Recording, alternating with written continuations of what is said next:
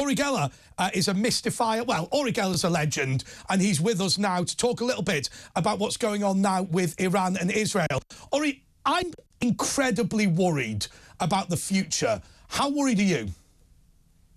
I'm not worried. I know that we're going to win this war, but if you will allow me, let me just expand. By the way, right now, as I'm speaking to you, there are missiles flying into Israel in the north. I see it on my phone. I have the red alert.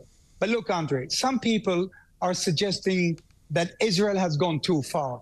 In my view, Israel has not gone far enough. And I'm saying that as a man of peace, by the way. I'm a man of peace, as someone who hates war. Now listen, this is important. Listen carefully, all of you. Just like in World War II, sometimes you have no choice. Britain had no choice but to fight the Nazis. Ukraine has no choice but to fight Russia. And Israel has no choice but to fight all the terror groups that are waging war on it right now. Now, I'm going to say something very controversial, Andre, very controversial. This will be the most controversial thing on talk radio. It is not illegal, and listen to me again carefully, it is not illegal to kill civilians in war. Let me repeat that. It is not illegal to kill civilians in war. That will shock you. But wait, let me explain. Under international law, it is illegal to deliberately target civilians in war. But this is not what Israel is doing. Under international law, and you can check it out yourself, if efforts are made to minimize harm to civilians while going after terrorists, because this is what we are doing. We're going after terrorists all the time, all day long, all week long, all month long. They're trying to kill us. Then that is not a crime. And it is a fact that Israel does everything possible to try to avoid harming civilians while targeting the terrorists. All this thing with Iran, all this that you asked me a question, started with this guy. Look at this man. Andre, now the world knows that Israel has succeeded in killing Hassan Nasrallah. This started it all now with Iran. We wiped him off the face of the earth. And you know what, Andre? You know what I say? Thanks God, this evil tyrant, this evil man, this anti-Semite, this mass murderer is no more. Well, I'm going to say to you, Uri, and I want this to go out to everybody in the Middle East. Listen, if Israel wants to return an evil man to hell, I genuinely support them in doing that. But my concern is, you know, we look at Israel and what Israel's doing. First of all, the people of Gaza are the greatest per capita recipients of aid in human history, and that money has been stolen from them by their own political leaders.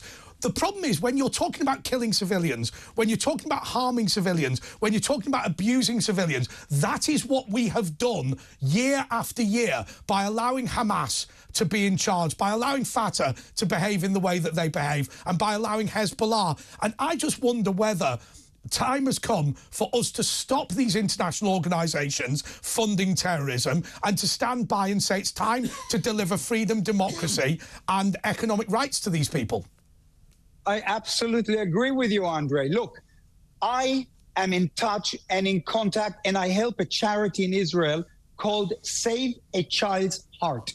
It's based in Israel, but it's worldwide. It's international. So far, we saved around 9,000 children. And guess what? Half of the children are Palestinians. They were brought in from Palestine, from Gaza, to be operated, open heart surgery. Yes, I absolutely agree with you.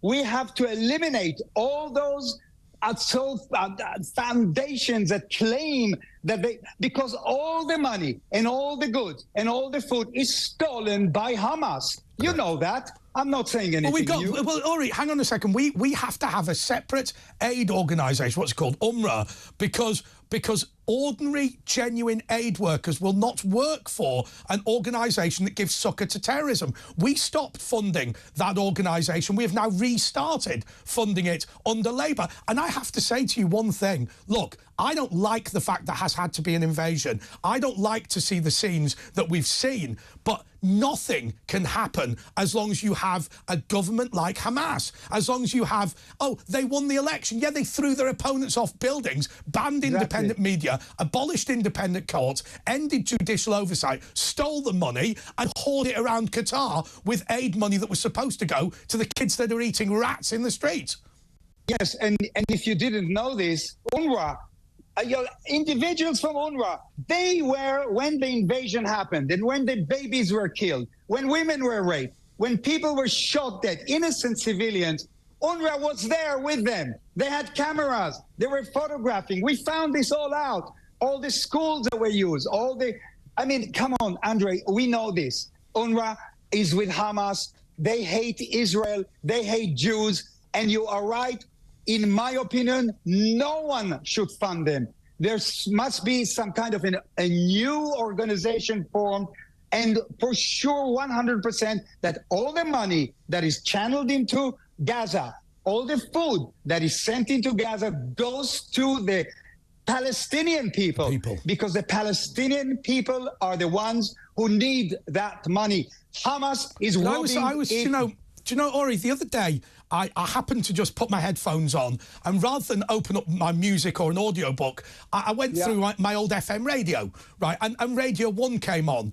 And I just want you to respond to this, because the BBC, they said something that really upset me. I was at the protest with the National Jewish Assembly against the BBC for refusing to call Hamas terrorists. Now, there is a legal definition of terrorist in the United Kingdom, and so by not using that legal definition, you are supporting Hamas as far as I'm concerned.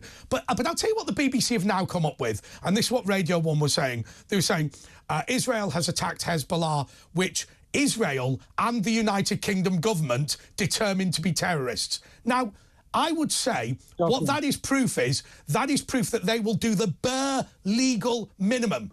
These people are terrorists. The Lebanese government like Hamas about as much as you do.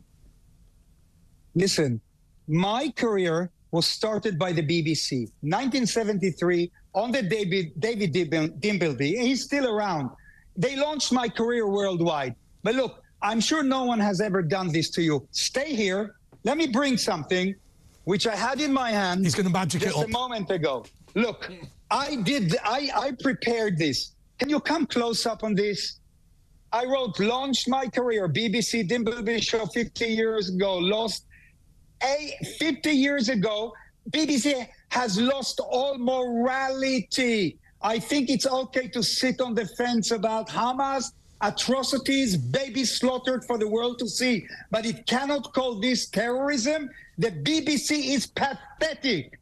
I hear you, BBC, but your excuses are sick and give a free pass to terror. As for being objective, it didn't seem to matter when you promoted Palestinian lies in your headlines about the hospital strike. Hamas must love you. You're a disgrace. That's what I created for the BBC. See the blood. Can I ask you a question? Can I ask you a question then? You have been a hugely successful guy. Funnily enough, I saw a picture of your house. It's fair to say that you've done well for yourself. These people were instrumental in promoting you to the world. They didn't give you your career, you gave yourself that. But they were instrumental in promoting it. If they came now to one of your children, or I don't know if you've got grandchildren, and said, would you work for the BBC? What would you say to them? Fuck the BBC. That's what I would say to them. Great. Why? I have to go now. I love you, Andre. Thank you very much.